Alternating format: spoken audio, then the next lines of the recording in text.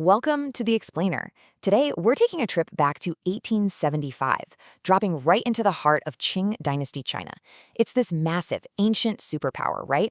But beneath the surface, the cracks are really starting to show. To understand how an empire like this starts to crumble from the inside out, we're going to follow a pretty fascinating guy from our source material. He's a local prefect named Shi Rong, and through his eyes, we get a front row seat to how systemic rot and, honestly, just pure personal complacency totally blinded an entire nation to its imminent collapse. Okay, let's dive into this. Here is our roadmap for today. 1. The porcelain capital. 2. Marriage as a transaction. 3. Inside the imperial court. 4. The foreign threat. And finally, 5. A decaying empire. Section 1. The porcelain capital. The illusion of peace. So our story kicks off in Jingdezhen. It's this seemingly peaceful valley town governed by Prefect Shi Rong, and it's doing incredibly well, remarkably recovered from the Taiping Rebellion. We're talking about the absolute porcelain capital of China. They've got over 9,000 kilns churning out that exclusive blue and white pottery for the imperial court. That's a massive industrial scale. But behind all that prestige, local merchants are running these crazy lucrative, totally illicit export side hustles right under the government's nose. And that brings us to Prefect Shi Rong himself. Now, locally, people see him as this shining model of Confucian justice. The source even notes, quote, he was kindly but fair. But his definition of fairness is, well, it's pretty flexible. When he helps these merchants dodge imperial export rules, they naturally show their, quote-unquote, gratitude. Basically, Shi Rong is lining his own pockets by taking a cut of this illegal trade, all while projecting the perfect illusion of high moral virtue.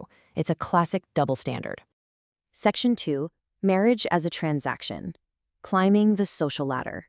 Now, what's really interesting is how this pragmatic morality just bleeds right into family life. Take a look at how Shi Rong handles matchmaking.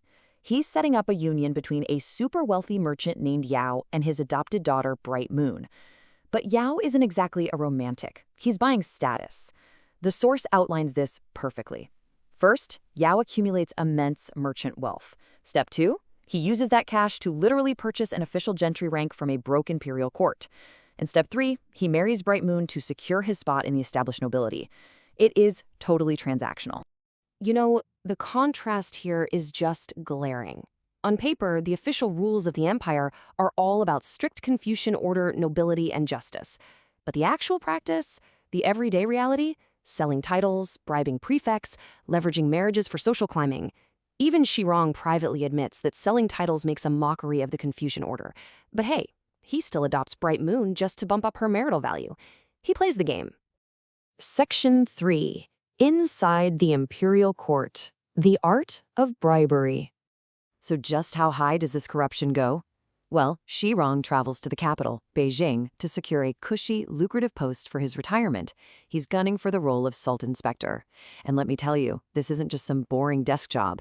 It's practically a license to print money. Whoever holds it gets to siphon off a massive personal fortune from the state salt tax. Obviously, everyone wants this job, and since the imperial grip is slipping, merit doesn't matter. Shi Rong has to bribe his way in through someone with direct access to the absolute top. Enter Lacquer Nail. He is easily one of the most fascinating characters in our source text.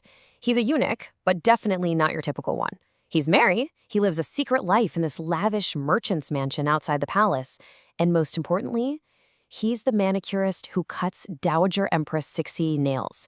He literally has her ear. He's the guy with all the power.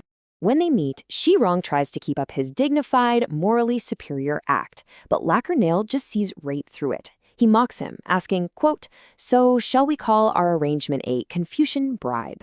It's a dark, hilarious irony. Lacquer Nail straight up tells him that the Empress Dowager doesn't just expect these bribes, she actually loves seeing her servants get rich.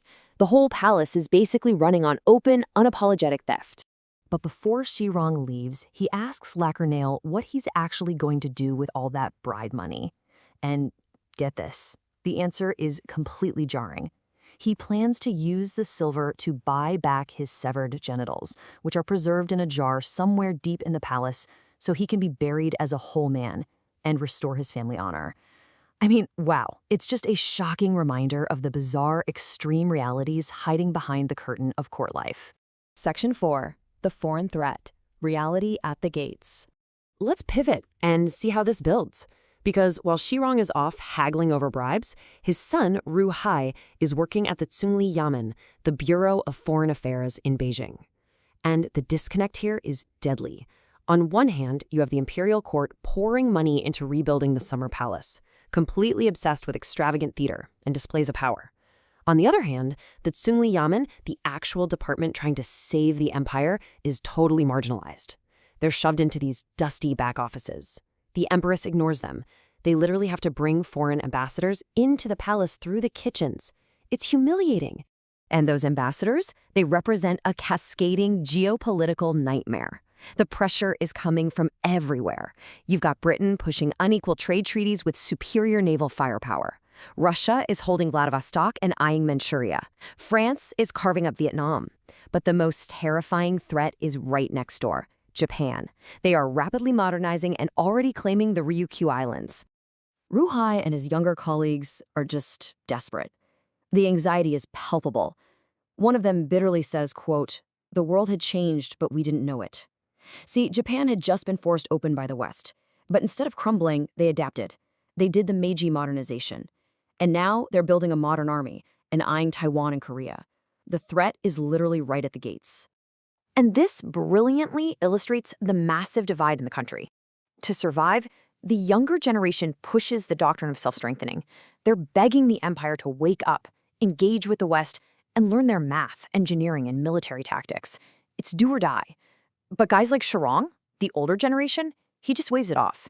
He dismisses railways as foul machines and insists an empire shouldn't be run by mechanics. Section 5. A decaying empire. The generational clash.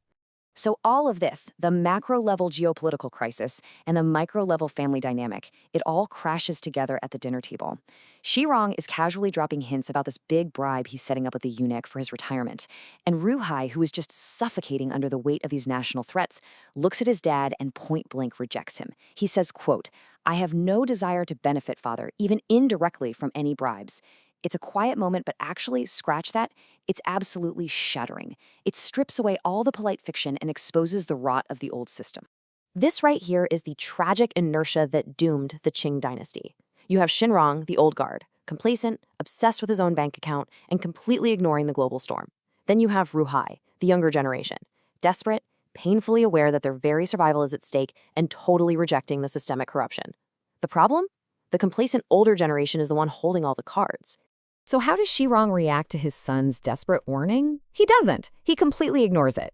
He finds another high-ranking eunuch, Mr. Liu, bypasses Lockernail entirely, gets his corrupt retirement gig, and heads right back to his cozy bubble in Jingdezhen. He literally goes home and throws a massive, lavish wedding for Bright Moon, patting himself on the back, completely oblivious to the empire crumbling around him. Which brings us to a really haunting question.